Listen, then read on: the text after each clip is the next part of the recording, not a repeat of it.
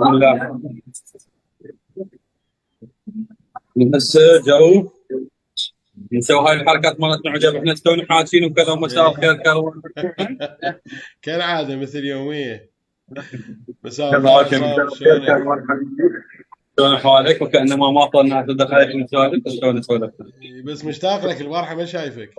مو خوش. هي البارحه والله ما شفنا. وتفاجئت انه في ناس قالوا الناس لكم محشي، انا توقعت انه الناس تسمون 7 طابوقات. والله. لا، هي اكو ناس دا تشمر ورانا طابوقات هواية عادي يعني، مو مشكلة. لا مو ورانا، علينا حبيبي. هسه علينا ورانا بكل الاحوال. فدوة. بالنتيجه ما عندنا مشكله. فدوة والله فدوة، يعني احنا بدنا تعال. نحكي. احنا بدنا نحكي. قلنا. وراح نقول احنا لا نقاد. ولا نفتهم شي بالفن ولا يمها ولا حواليها، احنا متفرجين. وفي سالفه مهمه، ولا عندنا انجاز. ها، بالمناسبة على سالفة الانجاز. اي تحديدا هاي السنة. اني انطرح علي عملين من الاعمال المهمة اللي تنفذت، انه اشتغل بها مخرج منفذ. للاسف انا ما متفرغ، فاعتذرت بكل حب واحترام لذات والله العملين. يعني الادب وانت. سامع يقول له بزوني يفرح بعمه هلا. انا اتمنى بطلب من شغلك ومن وظيفتك ومن كذا. اي والله لا، حتى في وانت. الساعه يعني لا لا بقى، تفيد الوطن. خلي اكمل لك. وانت نازل بوحده من الاعمال اللي موجوده احنا مش برمضان. نازل ثقافه، نازل شو اسمه. لا يعني آه نازل مدير انتاج بعمل من الاعمال. بالنتيجه يعني. لا ما احنا يخالف. ناس بلح. لا لا ما يخالف، بس القصد أي. يعني احنا مو بدنا نشتغل. فحاقدين وحاسدين وما ادري شنو نوصل هالسوالف. الصدق عند السي في حلو. نوصل الصدق عند السي في حلو، بس احنا هنا نقول انه احنا جاي نحكي ندردش يعني. لا القصد. عسى ولعل، يعني يجوز عسى ولعل احد يسمعنا يستفاد بكلمه يحطها بعمل تفيد تغير ولو شيء بسيط، عسى ولعل. ما صارت اوكي، يعني اكو ناس حابين يسمعون. اكو هواي ناس، يعني هم احنا كلامنا الاغلب مو للوسط الفني، بدليل احنا ما جاي نحكي لغه كلش عاليه، لغه فنيه كلش عاليه. نقول تقول النت ضعيف. هذا اسف نور والله ما النت انت يمه تسوي زين، المهم. النت يمه مش ضعيف، خاف. يمي زين، بس اعتقد الحاسب الفات فيها لان النت بالمطعم. اليوم انا بمطعم رحت كان مهرجان مال مهرجان اجتماع المنظمه تساندها، منظمه نسويه مهمه يعني من هذا الباب. ندعمهم نقدر بدونهم احنا يعني. زي بس هاي منظمه سباعين فدعوني ولبيت الدعوه. والوقت ضايع، قلت انا اطلع بث من هنا. فاسف يعني اذا النت شويه ضعيف، بس كفينا اذا سيء جدا حتى احاول اربط على يعني من الموبايل. احاول ابث من الموبايل حاسبه. يعني انا انت ما يطلع عندك كاروان، تدري ما يطلع عندك؟ الان ياك اسم التصنيع على البرنامج الزوم فعل 4 جي. لا لا، انا عندي حاسبه ثانيه على صفحه. ودا اشوف من عندها البث يعني زينه خلاص يعني. نور كلها هسه زين يعني الامور تمام ماكو. الامور نور لا تمام. عاد نطلع من عندها، عاد هاي جزء من عندك. اقول لك انا بصراحه رغم كل محباتي الكبيره للناس افتقد شروق من ندخل. شروق تعطيني الانرجي يعني، هاي قيد ضلع. طيب، فشروق تعطيني. شروق وزنوبه. ها زينب مشاكسه والله. زينب هي تعطيني طاقه، بس كيف تحط زينب ابقى حاط ايدي على قلبي. لا تحط لها وحده وتحرجنا وينات. هسه احنا مثلا يجي يقبلون من عندنا ليش؟ يعرفونا اصدقائنا ينمون عليهم.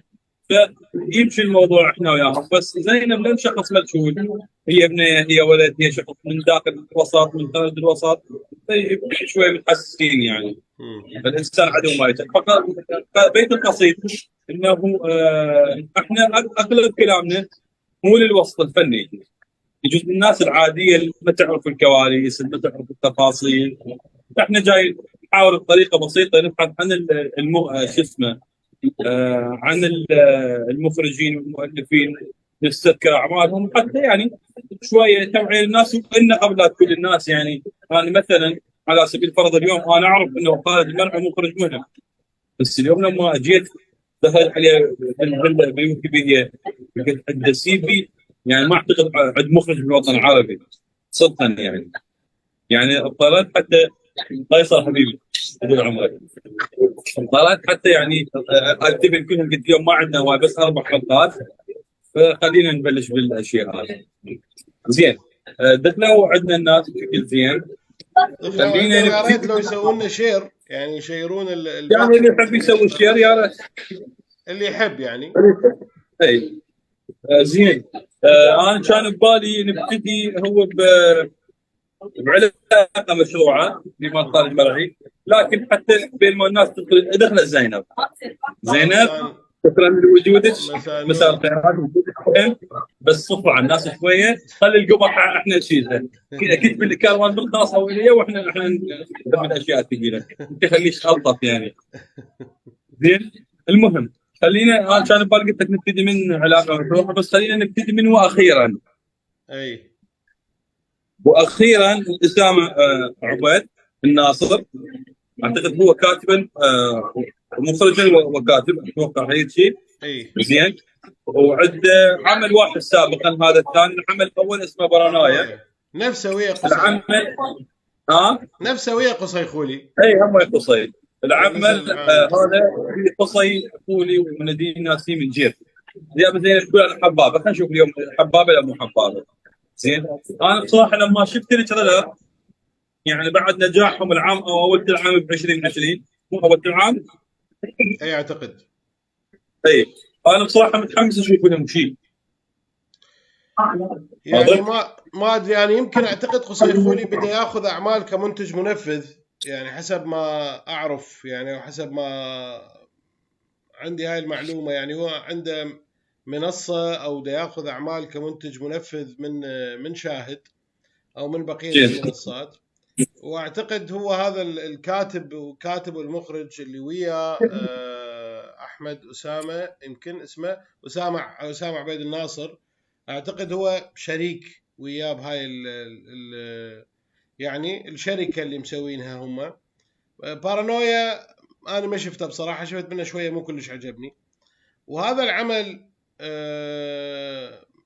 شفت فيه مجموعه اشياء، بس اول شيء صوره مو حلوه، يعني هذا بالوجه. الصورة مو كلش حلوة، صورة جزء عمرها فد 4-5 سنوات، مو مال هالوقت يعني. يعني هاي أول ملاحظة. الملاحظة الثانية هو يشبه جملة من الأعمال الأجنبية، الأعمال اللي لها علاقة بالمهاجرين والاختطاف واستغلال المهاجرين لأغراض لها علاقة بالتجارب، لها علاقة بتجارة الأعضاء، لها علاقة يعني تجارة رقيق إلى آخره من التفاصيل. هذا اللي شفته من التريلر. مو كلش مشجع بصراحة، مو أحسن شيء عندنا نادين ولا أحسن شيء قصي. يعني شوف أول أنا حبيت التطور اللي عندنا نادين نسيم جيب الأكشن. يعني إذا تلاحظ تقريبا، إذا مو تحديدا، ما عندنا ممثلة بالوطن العربي تمثل أكشن قوي. يعني لما تعرف اني رجال لاعب او مدرب فنون قتال، وعنده حزام 5 ذات بالتايكوندو، ايضا جاي اسوي اعلان لنفسي. عادي اختبرناها بعد، عادي تعلمنا يعني. اوكي. فاعرف لما يطلع فوكس او دفره تختبر بهالبساطه هاي، او حركه رجل او ايد، لما يصير اكشن اعرف قيمته يجوز اكثر. فنادين شغلها بالاكشن حلو كمره. يعني بالعاده النساء تكون ايدها مو قويه ومو يعني مو عندها بضرب الفوكس، العنف مو الهن يعني. زين. فانا حاب التطور اللي عندها، يعني مستغرب عن نفسها بطريقه زينه. ما اعرف يعني شغلها ب 2020 كضابط كان مأهلها، اشتغلت على نفسها، هي كان عندها هاي الامكانيه. بس انا حبيت الاكشن الموجود فيه، وبصراحه حاب اشوف. يعني هم ذول يعني قصي هو كممثل مو مثل يعني مثلا خلينا نقارنه بمن شو اسمه؟ عابد تيم حسن. لا تيم حسن لا مو يعني هو نقول بمستوى تيم حسن نجوميه دائما. بالضبط.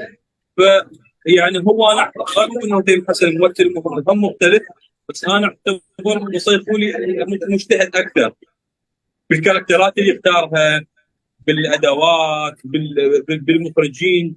يعني هو من النوع اللي ما يشتغل هواي نفس المخرج، يغير هواي.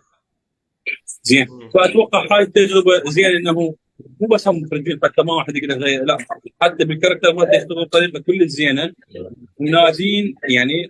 انا حاب اشوفه بصراحه يعني. خلينا نشوف. يعني هسه طبعا على فكره لما دخل لي حد دار الاشياء اي قال رشح لك اشياء بالعربي، فبصراحه رشحت لي اريد اشوفهن، رغم مو كلهن يعني. مثلا ما كنت مخلي هاي في الحسبان، ما كنت مخلي علاقه مشروع بالحسبان، ما كنت مخلي رسائل الامام بالحسبان، وهم صار في حدود 20 عمل من غير الاعمال العراقيه 20. شلون اللي حق شو؟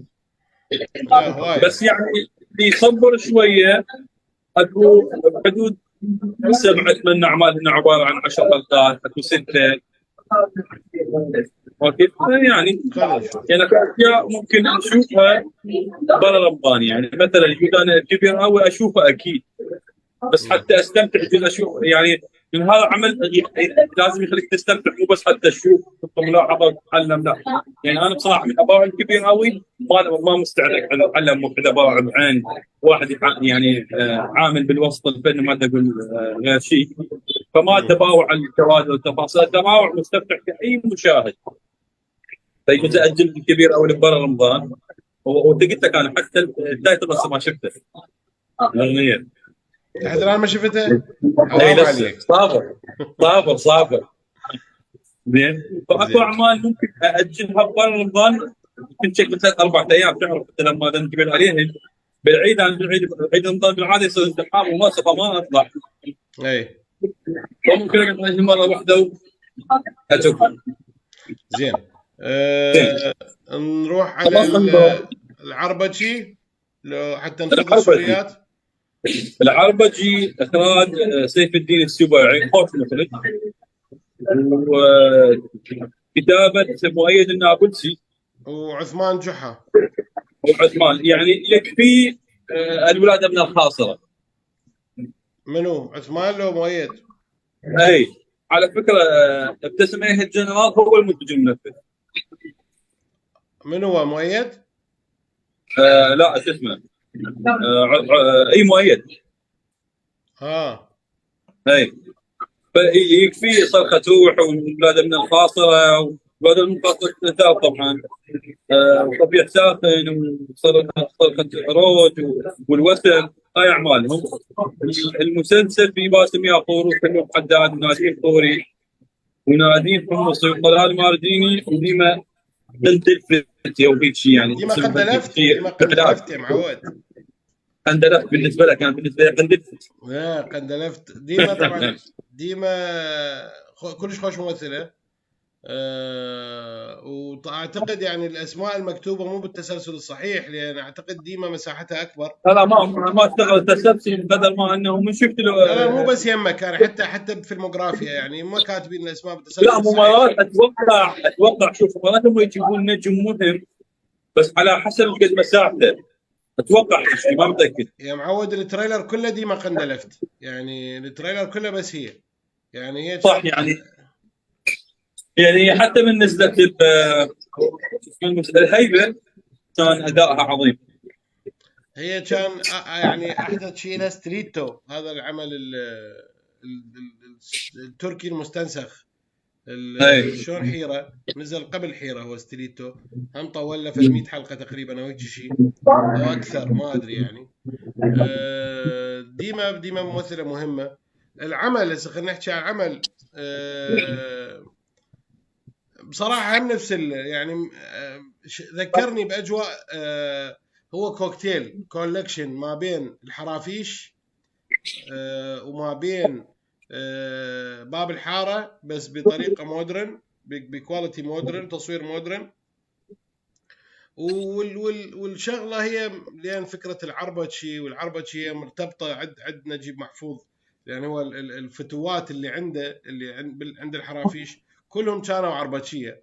هو هنا مشتغل نفس الشيء، يعني هو عربجي ستايل فتوه، يعني هو جثيث وباسم ياخور وراح يتعارك وراح يسوي وراح وكذا الى اخره.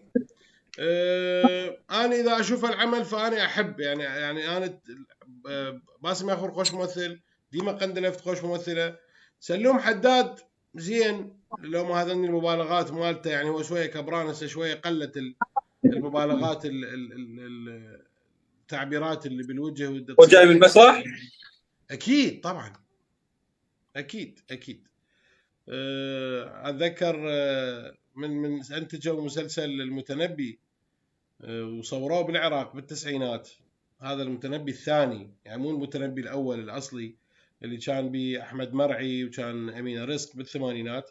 سووا عمل ثاني المتنبي بالتسعينات، وكان ماخذ شخصية المتنبي سلوم حداد.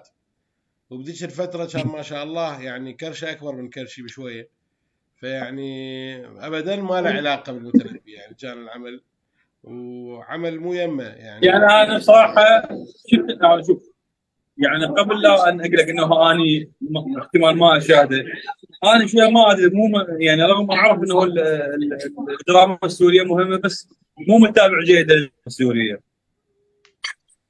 اعرف هاي المشكله، فايتك بس ما اعرف. هواية، ها، فايتك هواية. اعرف فيه، انا شويه حاب التجربه المصريه اكثر يعني. مم. يعني انا اعرف هم مختلفين زين، بس ما اعرف، حاب المدرسه المصريه اكثر. خلاص خلينا نخلي شيء اخر شيء اليوم، اعتقد بس يخلص منه بطريقه زينه.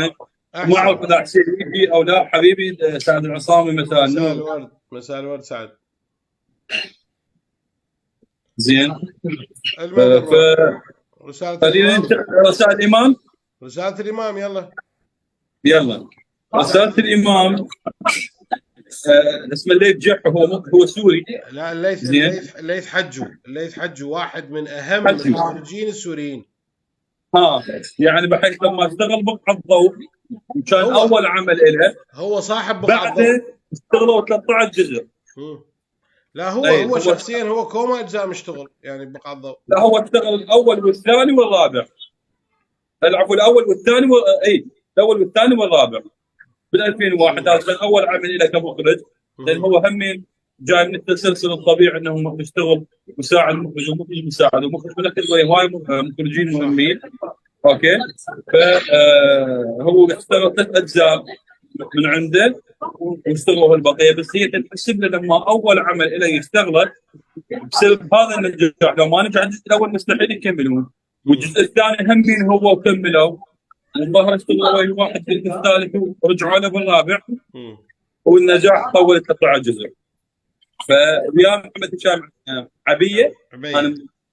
عبيه هذا مصري، هو كاتب صحفي وسيناريست. كتاب رحيم.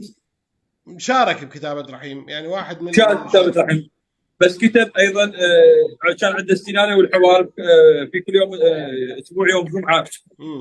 هذا اعتقد زين. اهم شيء عنده. واخر عمل له والاهم اللي هو بطلع الروح. يعني هو أي. يعني في كل اسبوع جمعه اهم من بطلوع الروح. هو باوع العمل هذا، انا عاجبني بشغله. شوف، قبل لا تبلش، انا بس مستغرب انه الفيلموغرافيا ما لقيت غير خالد نبوي ونضال شافعي وخالد نور واروى جوده، يعني ما معقوله، والبقيه كلهم يعني ما كانوا معروفين، فما متوقع، ما اعتقد انه راح يكونون الاهم، بس ذولا هيك مسلسل مفروض فخم. واذا تلاحظ يعني هو حسب تصنيف دكتور حسين، هذا تيزر مو تريلر الموجود له، ومركزين بس على الاشعار اللي طاشه هسه، يعني هو عباره عن اشعار اللي طاشه هسه يعني. صح. اوكي.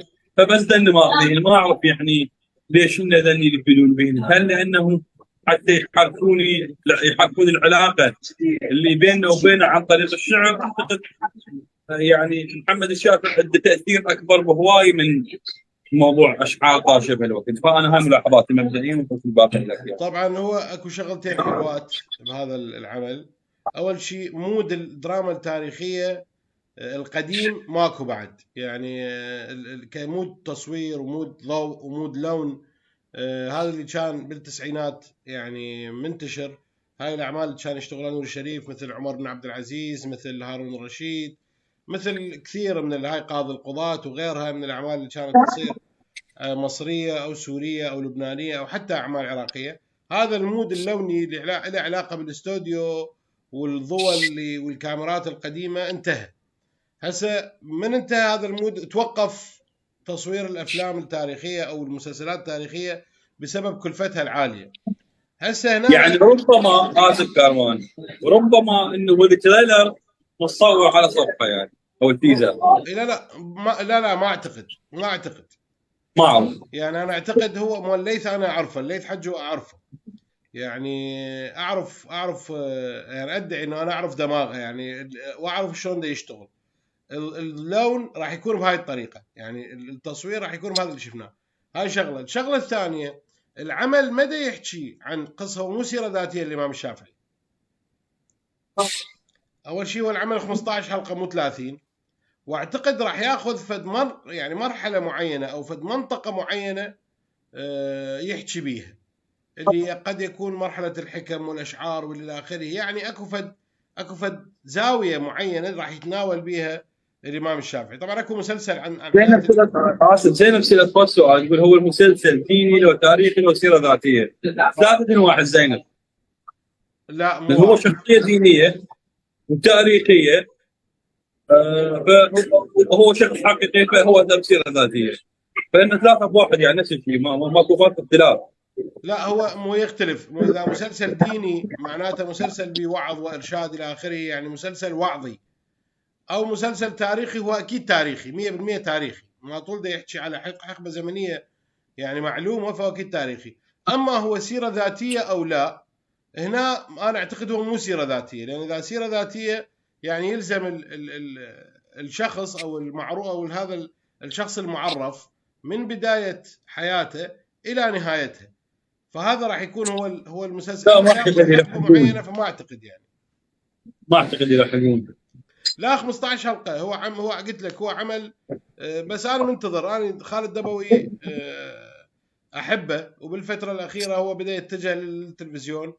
اخر عملين او ثلاثه له زينات، يعني راجعين يا هوا انا حبيته، يعني برغم انه كان به هواي مشاكل، بس ما يعني لحقت اشوفه. عمل لطيف يعني. العمل الاخير مال نزوه شفت، هو كان 6 حلقات يمكن، ويا عائشه يمكن كانت موجوده وياه. عائشه بنت احمد او بن احمد.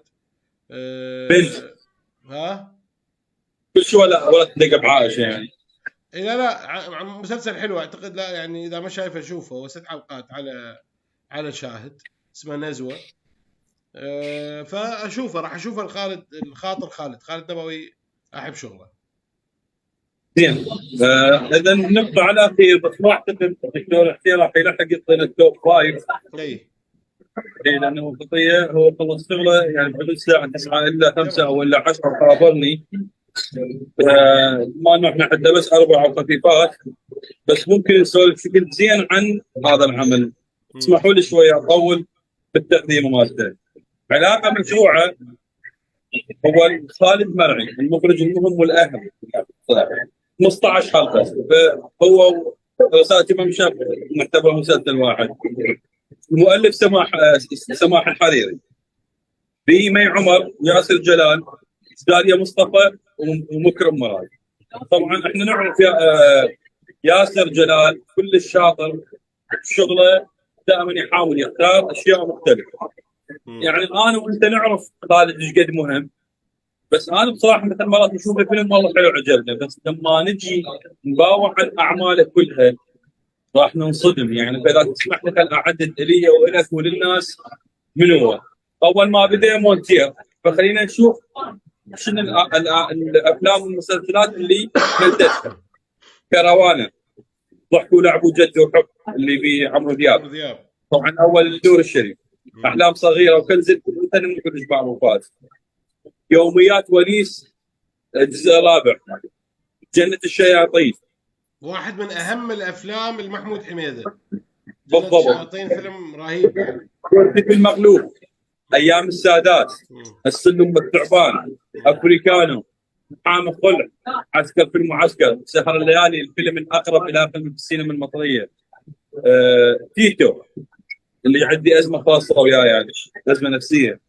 زين. بحب السيما، عمارة يعقوبيان الفيلم العظيم، ظرف طارق، مسلسل رحيم، جعلتني مجرما، ابراهيم الابيض، الحساب يجمع ارض النفاق. فني كمونتاج، كلهن افلام مهمه وعظيمه.